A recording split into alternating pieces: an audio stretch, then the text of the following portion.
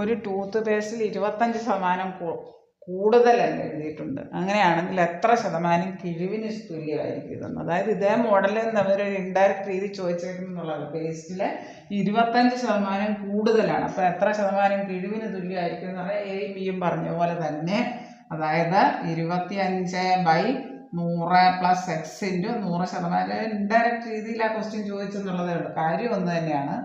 100 + 25, അതായത് 25/125 × 100%. 25/5 = 20 option C ആണ്. 20 എത്ര ശതമാനമാണ്? 20% കിഴിവിന് തുല്യമായിരിക്കും.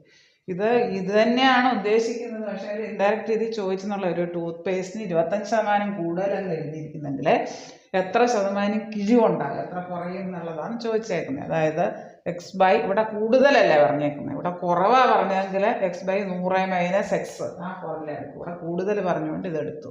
അതായത് 25/100 + 25 × 100%. അതായത് 25/125 × 100%.